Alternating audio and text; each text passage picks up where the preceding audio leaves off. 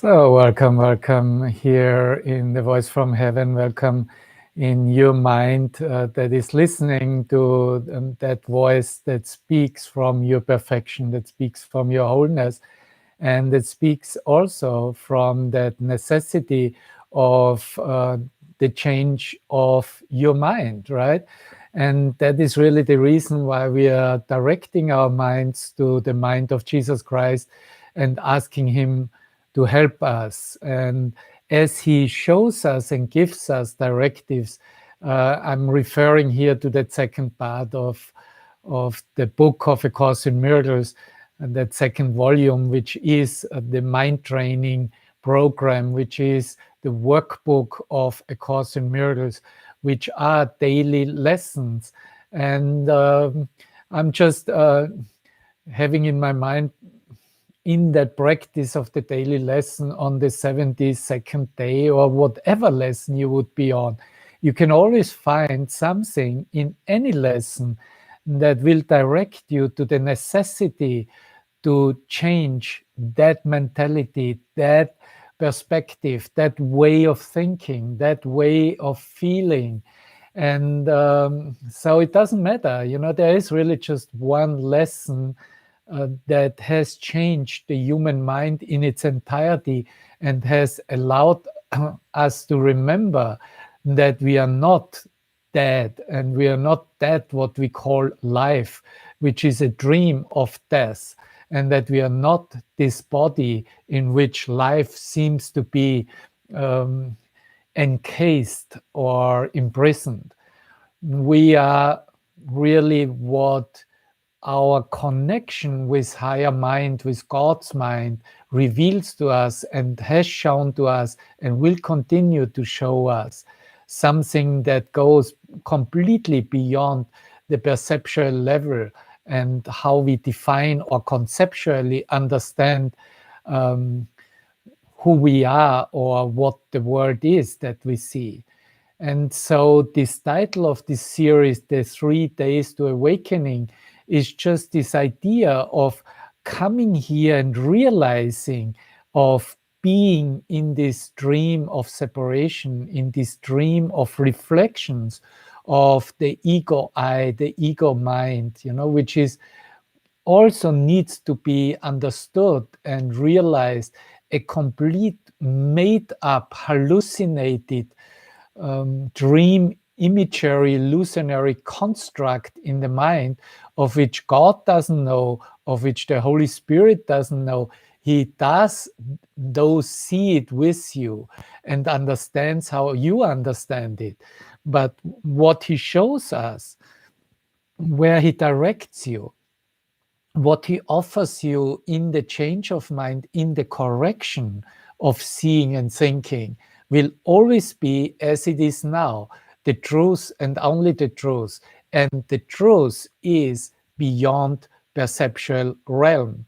And so going beyond perception is probably the greatest challenge that the human consciousness has and finds himself in his awakening. And so I'm going to just use, as I said, you could find in any lesson a passage where you are directed towards that correction of the seeing and of self-identity towards the truth. And I'm just going to use here the second paragraph of lesson 72, which has the title that holding grievances is an attack on God's plan for salvation. And he shows us here right away in this lesson that there is a fundamental wish of the ego I, right, of the ego sense, of that false construct of mind that wants to replace God. He says the ego's fundamental wish is to replace God. And in fact, the ego is the physical embodiment of that wish. The physical embodiment of the wish to replace God is what the ego is. And so, of course, if you think that you are in a physical embodiment and you define yourself as what you do as a body or in a body, then you are, you are that what you call the ego, or that ego is in Latin I, right? That is the I sense, this belief I exist or I am somebody or something. And he continues telling us that for it is that wish that seems to surround the mind with a body. See, it's not the body that is all there is and all you are, but it is that false idea that the mind is surrounded by the body. And that's why when we refer to mind or to thinking, we might point to the head and believe that thinking is a faculty in the brain. And that is completely wrong. The brain doesn't think, neither as the body really feels. All that are faculties of the mind. And mind is not really something that can house in a body. It is coming closer to the quest of who am I, and finding out that the thinking capacity and the capacity of taking on an identity and thinking through and in identities is what the mind is. And he continues saying, keeping it separate and alone, keeping the mind separate and alone, and unable to reach other minds except through the body that was made to imprison it. The body was made to imprison you in the identification to be a body. If you believe to be a body, and you cannot not believe to be a body, when you see other bodies, when you see reflections of objective reality that you call your world, that is what body identity is. And so the idea is to imprison you in an idea that you can still perceive and hold on to or dedicate to death. And that is the idea of the body. The body is an idea dedicated to another idea called death. And therefore, the awakening is necessary, as we always saying, this rebirth is necessary, because only in the resurrecting rebirth, awakening experience, we find out, or we are revealed, it is revealed to our mind that this is not so, this is not who we are. And we experience, even at the core of every cell, that there is no such thing as a body here. And of course, we are not living or housing in a body. It's all just imagined.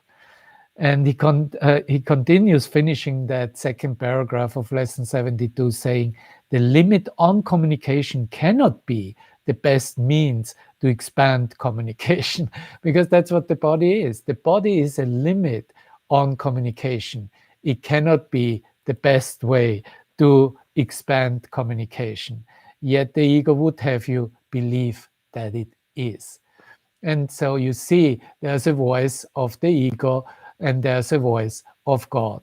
But who is deciding to which voice to direct yourself, your mind, your being, and believe or live and think what you hear? That choice will always be yours, as it is mine, as it is everyone's. And so we choose to listen to the voice that speaks for God, for our wholeness, and is indeed the voice of God itself.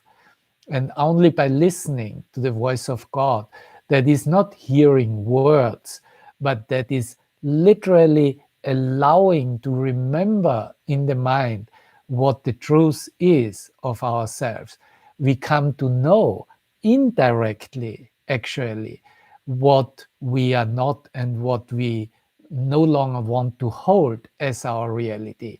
So if we are talking and looking at outcomes of our desires within our dream sequence, if we are looking at what has been done by holding on to limited thought forms, to the meaninglessness of thinking based on judgment, based on seeing a past, we find out that this cannot be who we are. This cannot be what I am and what I, in a moment, in a nanosecond, Darves, maybe in a nanosecond, have been shown um, to be the entire universe, to be all there is.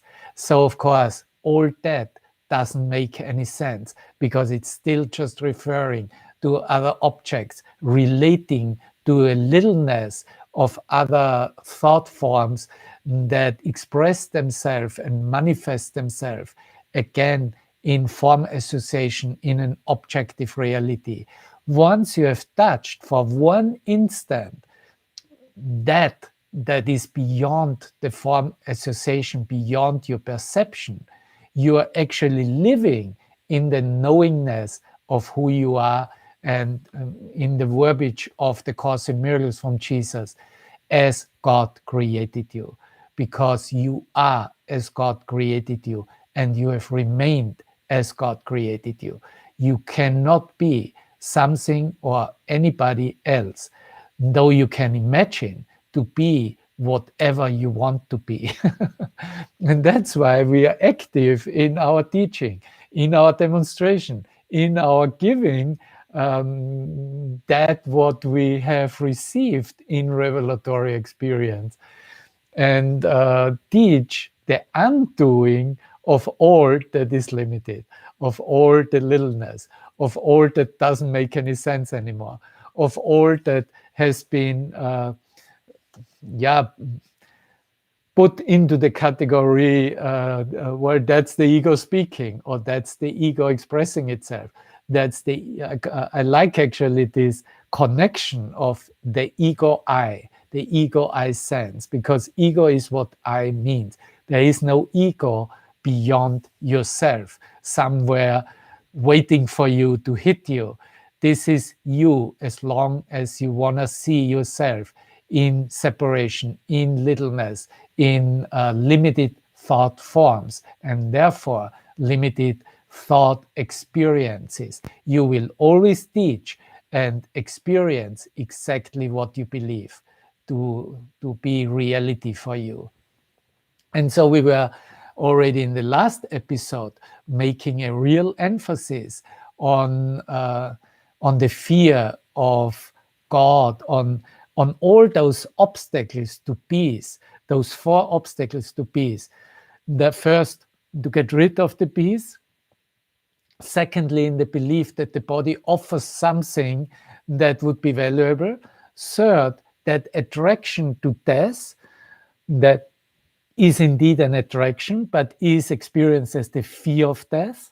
And the last one, which is really the entering into truth, which is the fear of God himself, the fear of only truth, only light, only that what you are. Because then you have no way to see or to hold real for yourself a limited thought form, a meaninglessness as you made it up. So we left it the last time by saying that yet a shadow cannot kill. What is a shadow for the living? They but walk past and it is gone. That shadow of the fear of death and the fear of God, and the shadow that is held and defended as an obstacle to the peace of who you truly are, is actually gone and is no longer here. You could see it like a fog that disappears in the sun. You could see it as a veil that is simply moved away, apart, and you see clearly the sky, or you see clearly what is there. So, of course, within the human beings, man's limited intellect or intellectual conception, that it came about that you could actually believe that you are this ego I, this I sense, this whatever ego does, thinks, or experiences itself. And of course, from this I sense, from this what is the system of thinking of the ego, arose all meaningless thoughts, and that arose in one single instant. That didn't take time. It is one single separation thought, one meaningless thought has made up an entire world and has reflected itself in 1,000 and trillion ways. So, of course, now as a preconceived idea, it became that concept of what you believe to be. It became the content or the basis of your conceptual mind, the basis of what you were thinking, who you are, and what you can accomplish, or what you are. Now, of course, that has nothing to do with the present moment, and it is only in the present moment in which we can experience awakening of the mind and an awakened recognition of who we are, and therefore also recognizing what that fear of God or the fear of the wholeness of ourselves really is. And the moment you are actually entering into the experience, all that construct, that huge cloud, you could say, of darkness, of containment, is lifted and isn't there anymore. It's just on the distance. The ego will always try to keep you at distance, in observation, in thinking about it, teaching about it, and keeping it in a comparison with experiences of the past. Only as that distant object, it is really what you call fear, or it becomes fearful and takes on a reality. Therefore, Jesus directs us to not fear anything, and to know that there is nothing to fear, and really to enter into all of our human experiences in order to experience and recognize ourselves, who we are, and what that is, what we call fear or obstacles to peace. So you're very, very welcome to make your own experience. You should make your own experience. Absolutely. And because you want to recognize that what you experience as fear within the dream is really only seeing the past, and isn't here in the present moment, in your holiness of experiencing and recognizing yourself. It is really over and gone. This is the best message that you could get. Once you just accept that this is over and gone, it is over, right? It is past, it is over. Why would you fear it? Why wouldn't you say, okay, let's jump into it and have an experience if there's a residue of that? Because I already know it's not there anymore. It is over. I know it conceptually. So now I want to make it a personal experience. This is really what occurs in our reunion, in our communion, also with the mind of God right this very moment. This is what is offered, to experience yourself as what you are right now. Nothing needs to be taken away, nothing needs to be added. And in that experiencing yourself, you simply see that, okay, I am here I am, Lord, right?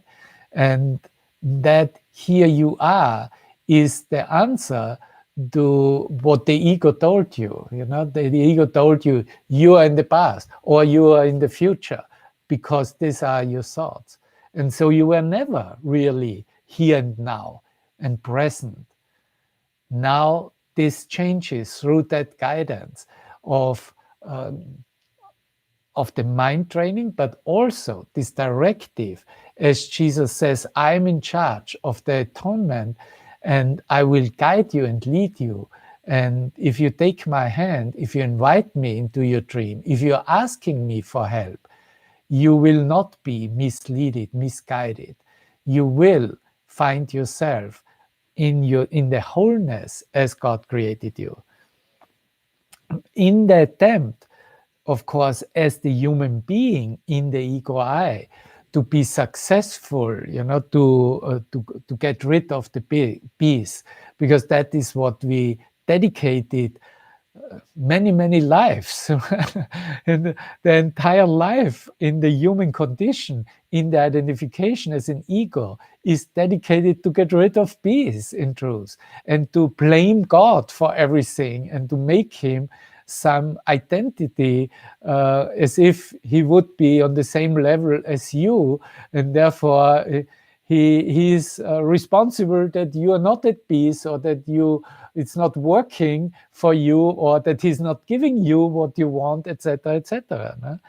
So the attempt to be successful in getting rid of peace, which is the first obstacle as we mentioned it, you have invented, of course, all kinds of limited ideas of knowing, perceiving, and of course within the human consciousness of experiencing something, right? It must be something. And thinking, it then did doing, making effort, and let's look at how we were like searching for happiness and searching for the truth and so on. But those all are nothing else than actions in our own mind, in your mind. And those actions have a false bottom. It's a false basis. It is based on falsity, because all that is used by the ego to show you that all you can do is to successfully get rid of peace. Amazing. It is amazing. And so you believe them to be real, right? And it was kind of strengthened through the belief system that what meaning they have, and the meaning how you have given everything, because that is in reference with what you see and how your eyes see it, and all your perception and all your past is included, and all your judgments are in place. And of course, so that felt must be true, or is at least comfortable to believe in its reality. But once you come to know that this is all based on past experience, and you're not, as we said, really present this very moment, that was maybe that moment in which you started questioning yourself. Okay, and how can I enter into the present moment and come to knowledge out of present moment experience? So there were those. We are starting always at accumulated ideas about form, about what you call the world, about bodies and what bodies do, about things, about temporary state of mind, right? And of course, this resulted in a continuous thought stream of ideas, of concepts, which always differentiated between qualities, differentiation between the meaning that has been given. Everything has its own different meaning, is for something different. And so also the thought forms that evolved out of such a reality, you can make an entire list, and you can go from avoidance, from doubt, from fear, from defense, from attack, denial, ignorance, overlooking, comparison, judgments. We already mentioned it. And of course, finally, to crucifixion through condemnation, self-condemnation. Endless list. but you could not express them in your doing, in your acting towards that carrot, that imagined goal within the limitation of the world as you see it, the limitation as you defined yourself. So it was all working towards an imagined goal. That is what the world represents, you know. And of course, the ego's doctrine will always be, okay, let's seek, and you can seek, but never find. It will never let you find the truth. Besides, it doesn't know of the truth. So if the truth is encountered, it is also put into a category of just another illusion, and is tried to find an through observation, through conceptual judgment and thinking about it, to categorize it, to find, to put it in a categorization. This is what we have done with throughout all time, staying in limitations, staying in the split mind, and therefore identifying ourselves as something that we could have never been. Yeah. So it was basically the only need that you really had. We were looking at needs already starting in the last episode, was really to find a suitable way out of this state of fear, lack, and despondency, all reflections of death, let's say. And so therefore the mind has out of finding a suitable way, you know, to solve the problem, has created desires. You know, it becomes a desire that promised results, at least results of release, of temporary release, or results of temporary happiness in future times, you know, in new relationships with new and other things. But since you didn't know really about a true or a real alternative, right? That what Christ mind then offers, right? And you didn't know that it is available for you exactly where you are and how you are, but have to enter in that present moment. Yeah? You simply continued to use all these false notions, ideas, and projections to justify your limited self-identity, your split ego I, right? Your sense of, okay, this is what I am this personality, I am this product of my society, of my parents, of my teachers, and so on. You know, it was still just framed in that limitation of where we could still have a grip on it, I would say. And of course, to justify the associated guilt of which Jesus speaks in many chapters, because if there is a limited self-identity and an experience, a personal experience to that, or a believed personal experience to that, that is really what guilt is. That experience is the sense of, there is not a full peace experience. There is still a sense of limitation, a sense of boundaries, a sense of veiling of obstacles there. No? And of course, in this way, you could imagine that you remained in separation. No? And that, of course, seemingly a long time. You know, like this is going on for the human condition since the beginning of time, isn't it? And the only thing of what oneself could justify was that this I can die and is actually subject of death, subject of annihilation, because of course a limitation cannot remain limited forever. And somehow we do all know that. And that's why maybe some of us have directly at that point questioned, well, is there something else than death? Is that really all I am?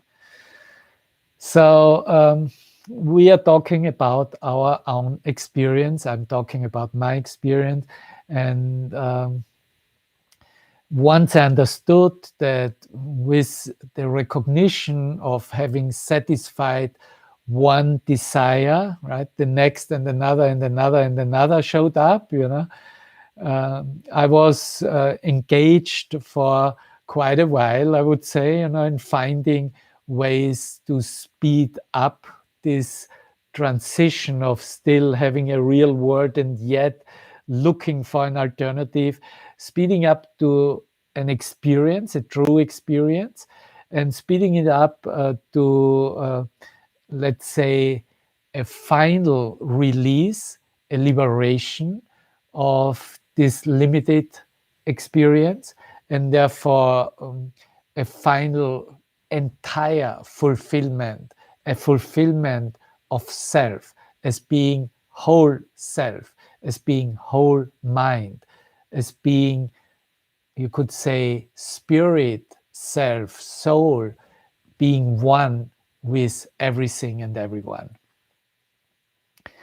Yeah, and this is really where I, as you, we both become willing to follow certain steps, to follow instructions, how to go along, and how to become successful in a true sense of, well, in olden days it was said, conquering the ego I self, right? But it became now in this continuum more of, okay, no longer deny whatever the desires, the human desires were, but enter into a personal experience. And therefore it became also a fulfillment of all our limited desires. And what we were really following, or were supposed to follow, and we still want to remember that, is to be focused on the most important desire, which you value above all other desires. So it is the question, above all else, I want to see in the light of God. I want to see things differently. I want to think differently. I want to experience myself different. But it is a value above those values that you kept in the past, and which truly can only be to know your true self, right? Your one self, and to be back at home, at source, in heaven, in the mind of God, with God himself, with your Father in heaven, becoming being that extension of light spirit, and allow yourself to be guided by that higher power that we call the creative power of light. That is God communicating with you as his son, right?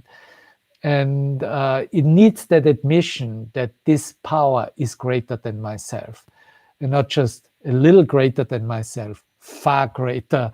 There's no comparison. I cannot even conceptually reach it and define it or describe it.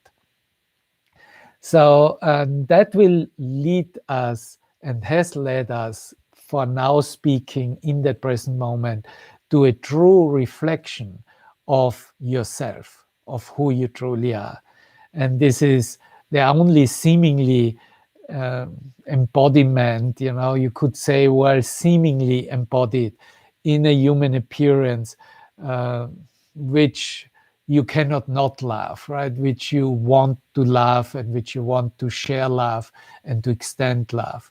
And if it is considered that this is just a transitory imagery, a reflection in the mind, but in truth is already gone and home, it will serve you perfectly for extending and fulfilling your purpose. It will not be a real seen obstacle.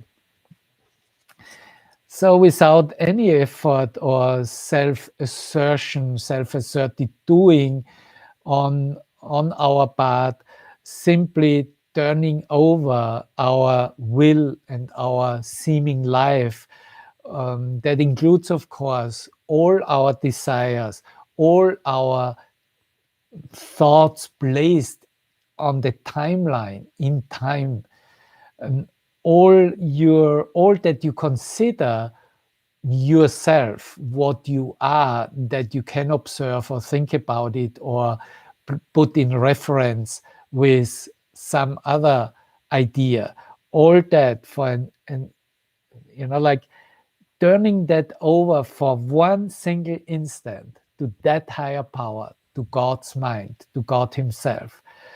This is what the requirement is.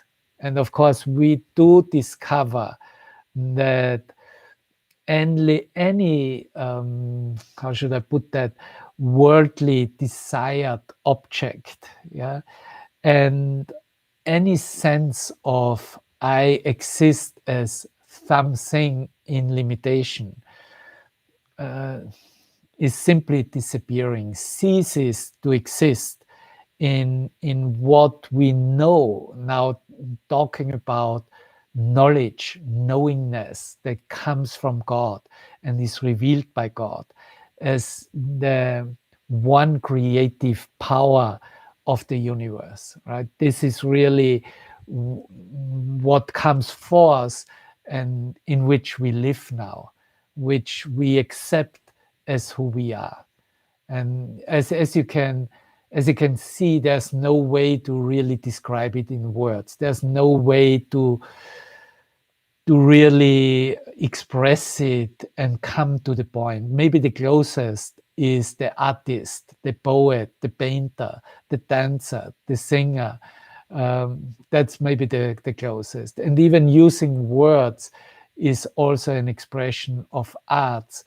And just seeing that it just directs towards that experience, and then the experience takes over by itself.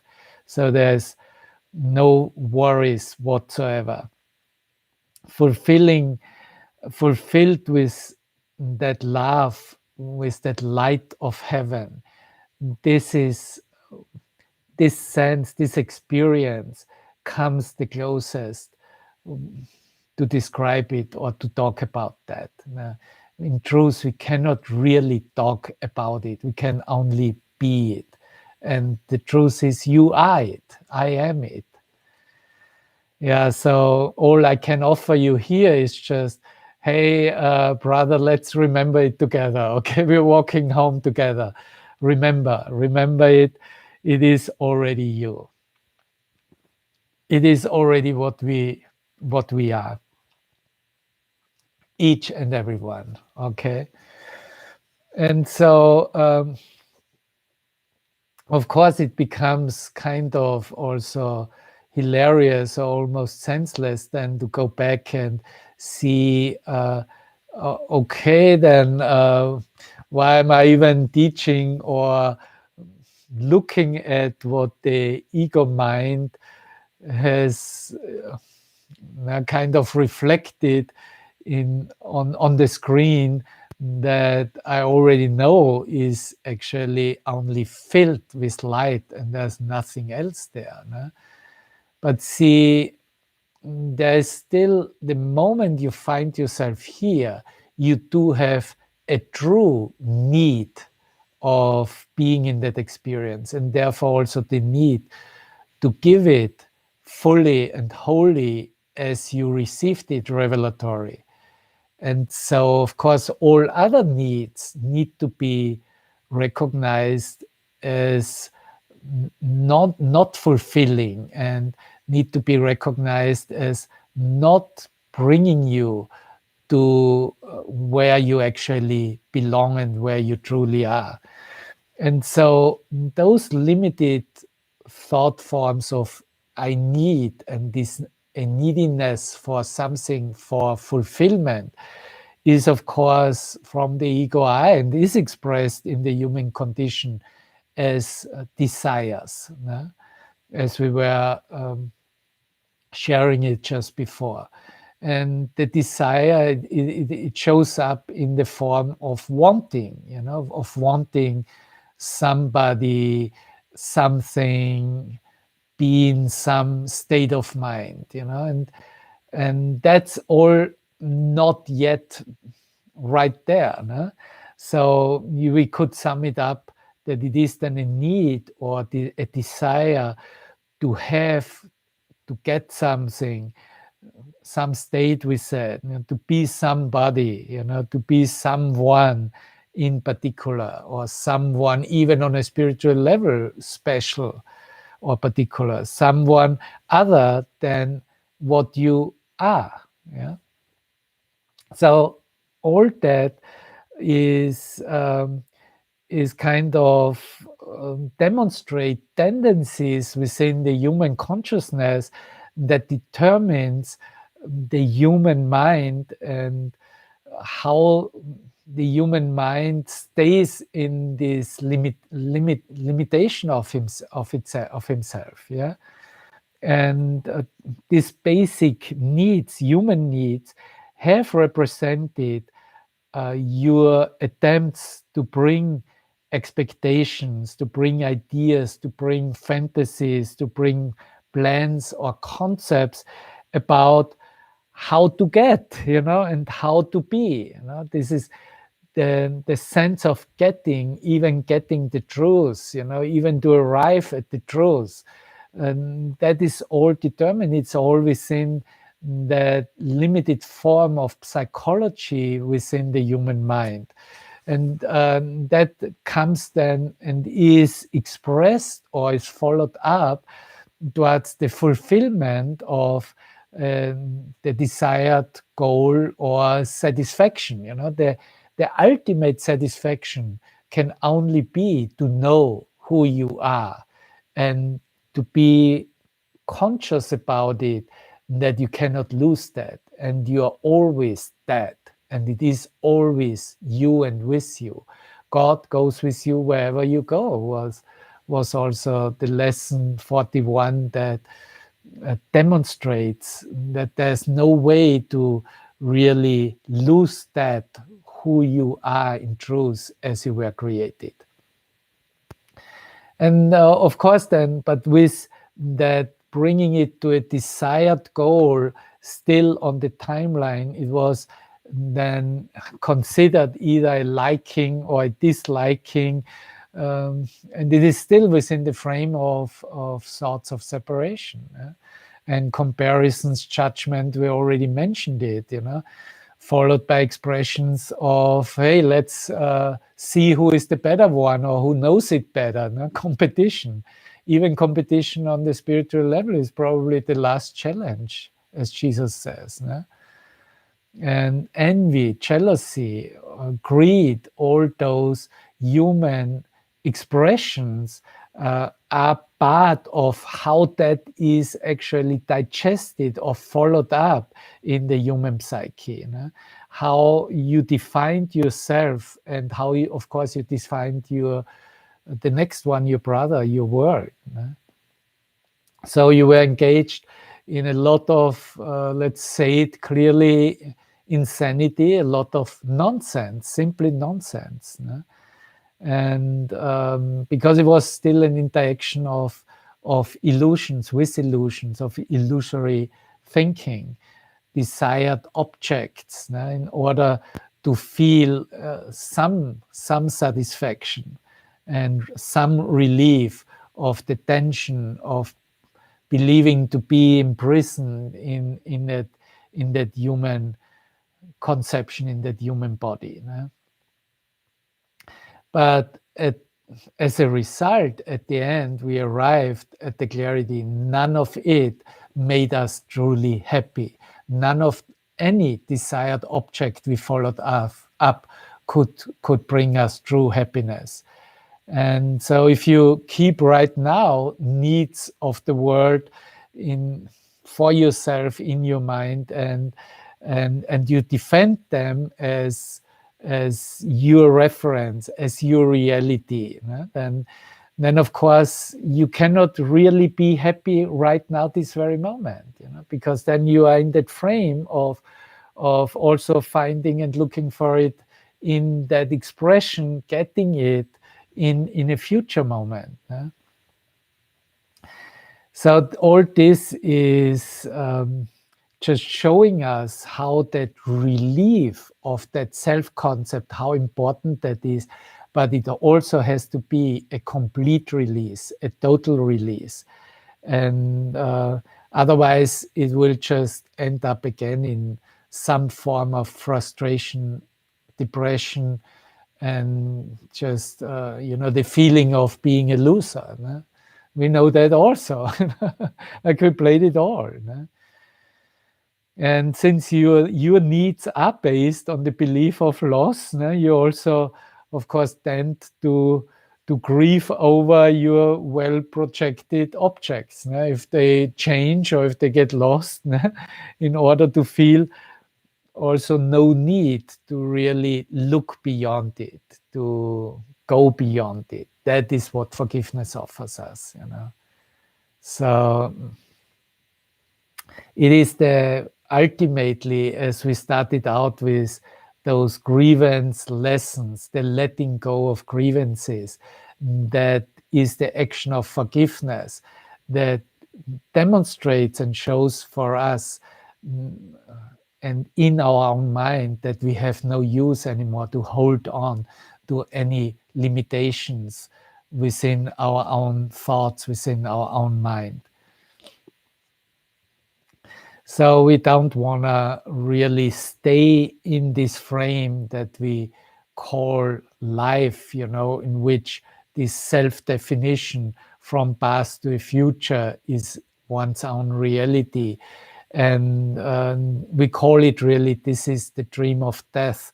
And it is an absolute necessity and part of the awakening to realize, to no longer be part of such a thought form or such a mind structure in limitation. No, it is really in our recognition who we are and that we are perfect creations of God, each and every one. This is an experience of being completely free. This is an experience of not being here in time space. This is an experience of being back home at source. Right?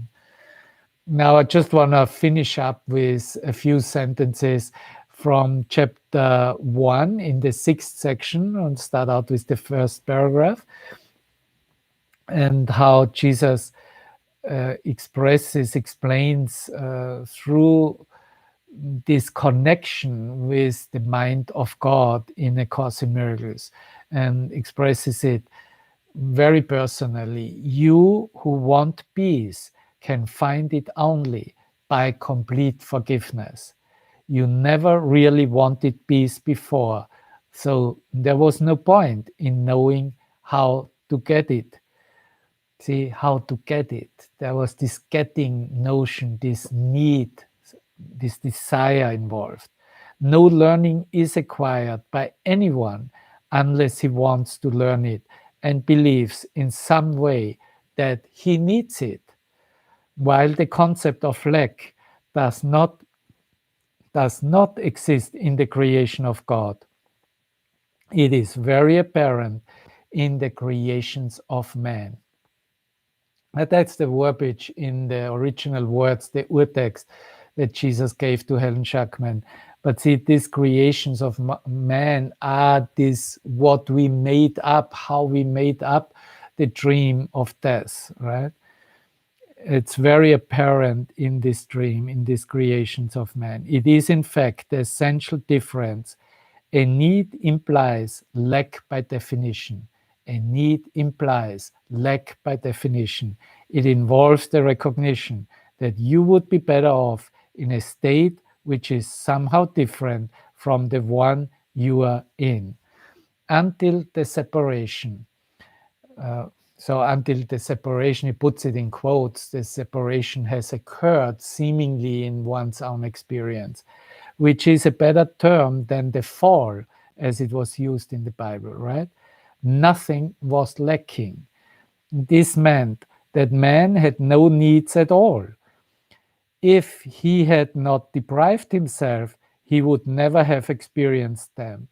After the separation, needs became the most powerful source of motivation for human action. All behavior is essentially motivated by needs, but behavior itself is not a divine attribute. The body is the mechanism for behavior. This belief that he could be better off is the reason why man has the mechanism at his disposal. This is why the Bible says, "By their deeds ye shall know them." A man acts according to the particular hierarchy of needs he establishes for himself. His hierarchy, in turn, depends on his perception of what he is, for example, what he lacks.